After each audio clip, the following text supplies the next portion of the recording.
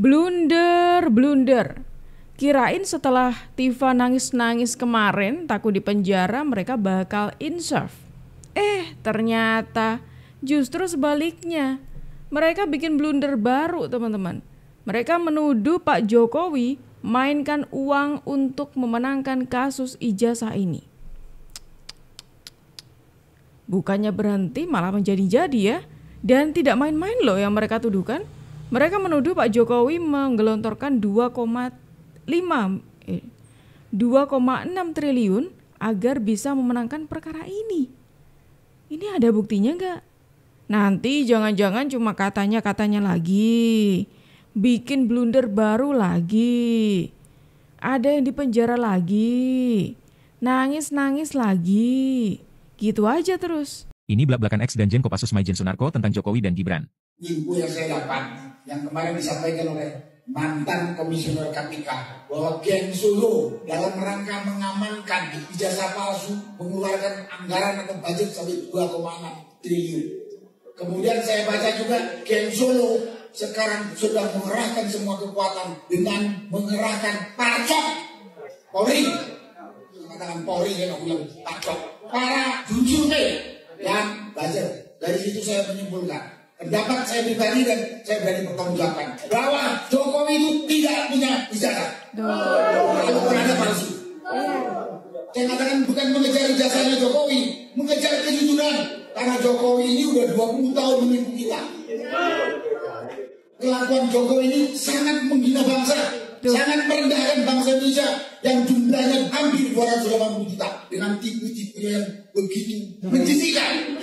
Wali kota pakai Dr. Andes, begitu masuk DKI jadi insinyur, begitu jadi presiden gak jelas. Sekali lagi ini penghinaan, merendahkan kita bangsa Indonesia. Kita menyarankan agar Presiden Prabowo melalui MPR memakzulkan Gibran. Ada 2,6 triliun yang diamankan oleh Pak Joko Widodo gitu ya. Isunya seperti itu teman-teman. Dan itu dari Pak Sunarko. Saya nggak tahu nih Bapak ini sudah dapat sumber dari mana soal Pak Jokowi melakukan hal itu. Ditambah ujung-ujungnya Bapak mengatakan mengajak semua orang yang ada di depan Bapak itu untuk memakzulkan Mas Gibran Raka Buming Raka. Yang mana Mas Gibran dan Pak Prabowo ini satu paket, nggak bisa dipisahin gitu loh. Ini kocak-kocak semuanya ya. Dan sekarang kita balik lagi ke obrolan soal 2,6 tadi. Ngomongin soal uang bukannya kelompok Bapak ya yang seringkali memainkan uang itu.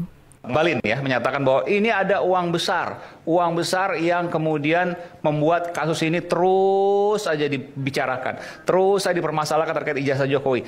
Saya tadi melihat ada ibu-ibu di belakang sana, boleh? Oke. Ada mikrofonnya, silakan. Bu, Anda mau membantah apa yang disampaikan oleh Pak Ngabalin? Oh iya sangat. Silakan. Sangat mau membantah. Apa? Pak Ngabalin, ini emak-emak yang kemarin ke Jogja Solo. Kalau dibilang nenek-nenek tadi, benar memang. Dan kami bayar sendiri. Patungan 300.000. Kalau ada duitnya, mungkin kami naik pesawat. Betul nggak? 300.000 naik apa itu? Bus. Naik bus? Nyewa. Sewa bus? Iya. Berapa orang? Busnya kapasitas 45, tapi di dalam 53. Oke. Jadi ada yang duduk pakai bekas-bekas spanduk. Berapa jam tuh? Sekitar 7 jam, 8 jam mungkin? Yang perjalanan kan ada di Hambat sekitar 5 jam tuh di kilometer 185. Sempat Ada- nginap juga di sana? Nginep semalam di Solo. Berarti lebih dari 300.000 dong tuh. Iya. Pokoknya kami ini patungan. Iya. Nah, saya mau tanya, Bentar, Ibu kok sebegitu pengennya sih ke sana nanyain ijazah Pak Jokowi, kenapa? Bang, tolong berdiri tuh. Tuh dia keceplosan kan pada akhirnya. Enggak, kita enggak dapat uang dari luar kok, kita cuma iuran gitu tiap orang 300.000. Tapi kemudian ketika ngomong iya sampai ya nginep juga gitu. Berarti lebih dong dari 300.000. Itu logikanya teman-teman. Berarti lebih dari itu. Langsung kicep, bingung mau jawabnya gimana. Apakah bahasa Jawanya tuh udah geritolan teman-teman nek ngomong. Sebelum lanjut, aku mau ngingetin kalian dulu. Jangan lupa di subscribe channel ini dan pastikan kalian share video ini supaya banyak yang tahu ada informasi menarik apa hari ini. Dan pastikan kalian tidak ketinggalan info terbaru dari kita. Masih proses masih berlangsung ya, proses pendalaman. Masih berlangsung terus.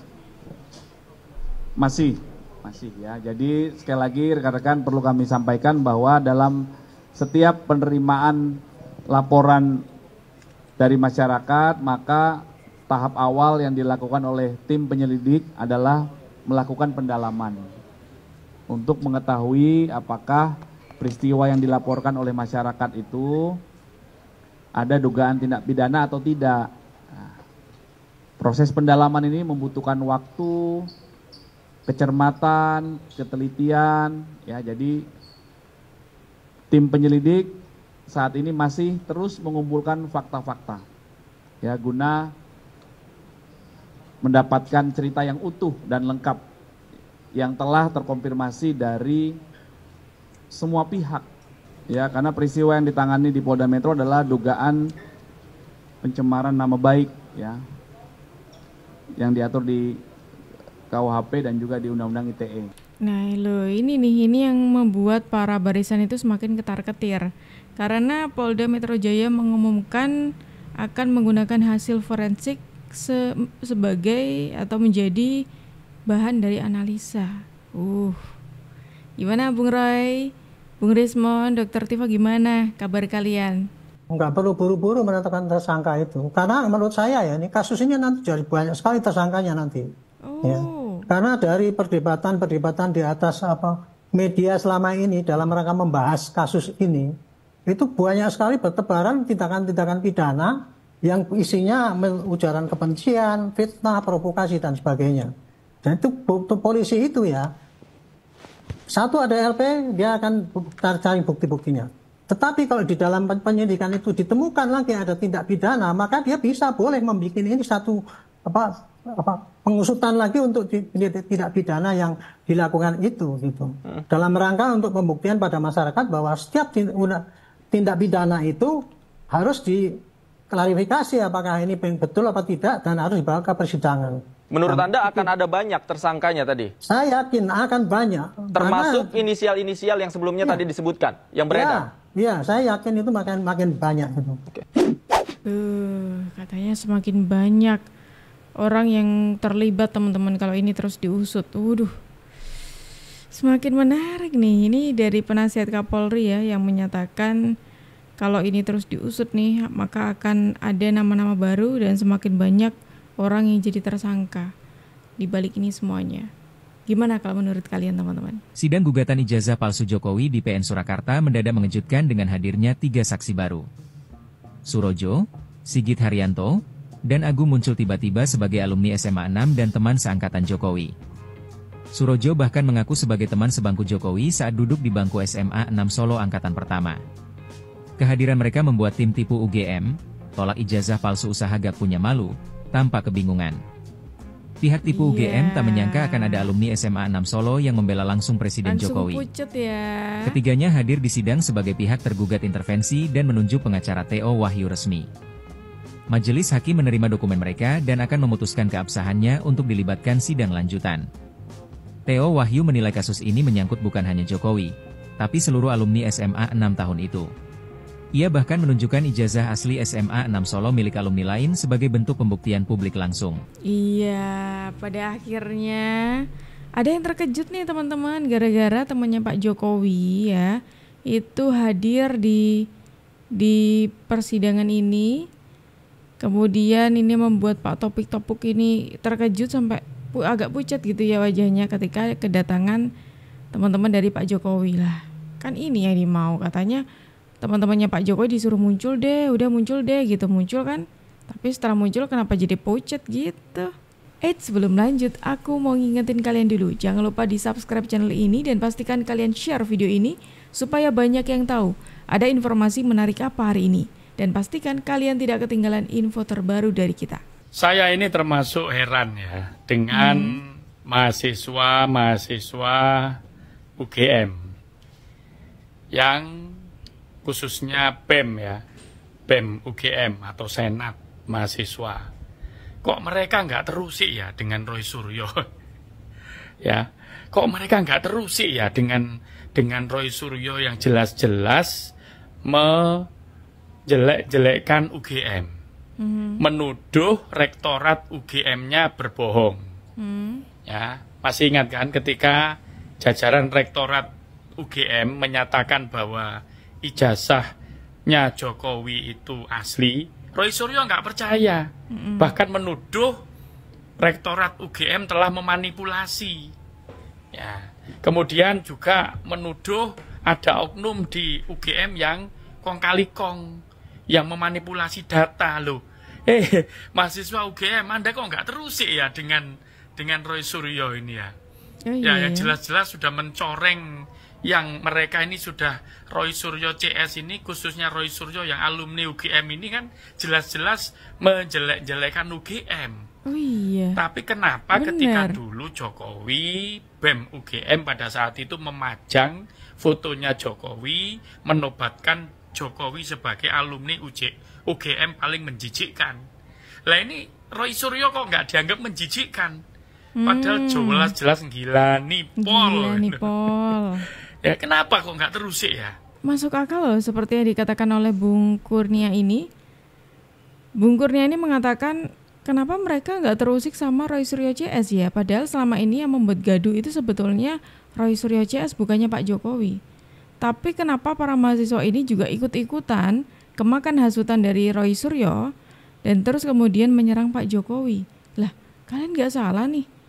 Ini loh, orang ini loh, Roy Suryo ini loh yang bikin kegaduhan dan justru menginjak-injak martabat UGM. Pernah Roy Suryo itu mengatakan, UGM agak pinter dikit lah gitu. Pernah tuh, itu menghina loh.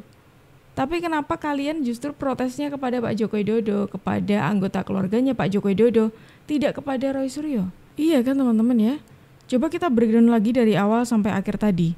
Di awal tadi ada orang yang mengatakan, ada Pak Sunarko yang mengatakan, menuduh ya, ini jatuhnya tuduhan Pak Jokowi katanya menerima atau menggelapkan, mengantongi 2,6 triliun untuk isu ijazah ini gitu. Jadi Pak Jokowi menggelontorkan sedemikian banyak uang untuk memenangkan ijazah.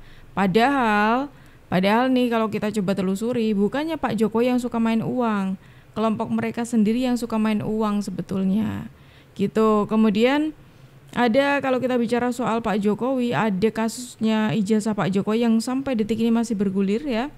Terus kemudian Polda itu memutuskan untuk membawa atau menggunakan hasil dari digital forensik kemarin, yang mana jelas itu tidak disukai Roy